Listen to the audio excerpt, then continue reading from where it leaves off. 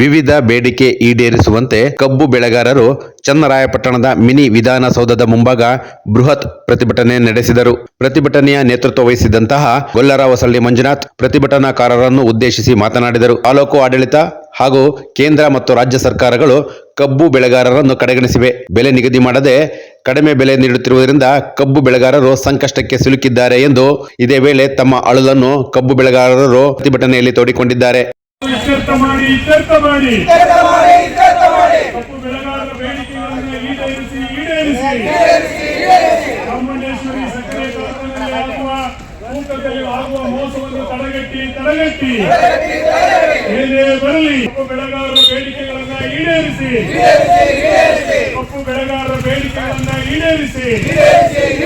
ತೂಕದಲ್ಲಿ ಆಗುವ ಮೋಸವನ್ನು ತಡೆಗಟ್ಟಿ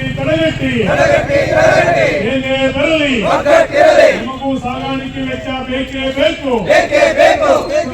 ನಮಗೂ ಕಟಾವು ಮತ್ತು ಸಾಗಾಣಿಕೆ ವೆಚ್ಚ ನೀಡಲೇಬೇಕು.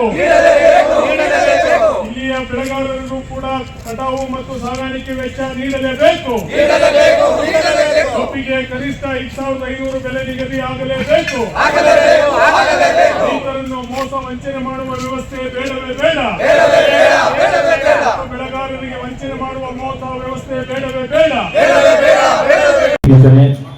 ತಮ್ಮ ಮನವಿಯನ್ನು ಮಾನ್ಯ ಜಿಲ್ಲಾಧಿಕಾರಿಗಳ ಕಚೇರಿ ಮೂಲಕ ಮಾನ್ಯ ಸರ್ಕಾರಕ್ಕೆ ಹಾಗೂ ಸಂಬಂಧಪಟ್ಟ ಏನು ಇಲಾಖೆಗಳಿದೆ ಅಲ್ಲಿಗೆಲ್ಲ ಕಳಿಸೋಕ್ಕೆ ಪ್ರಾಮಾಣಿಕ ಪ್ರಯತ್ನವನ್ನು ಮಾಡ್ತೀವಿ. ಹಾಗೂ ತಾವು ಹೇಳಿದಂತೆ ಸಭೆ ನಡೆಸೋಕ್ಕೂ ಸಹ ಮಾನ್ಯ ತಹಶೀಲ್ದಾರ್ ಜೊತೆ ಅವ್ರ ಗಮನಕ್ಕೆ ತಂದು ತಮಗೆ ಕೂಡಲೇ ದಿನಾಂಕನ ತಿಳಿಸ್ತೀವಿ ಅಂತ ತಮ್ಮಲ್ಲಿ ಮೂಲಕ ತಿಳಿಸ್ತೇನೆ.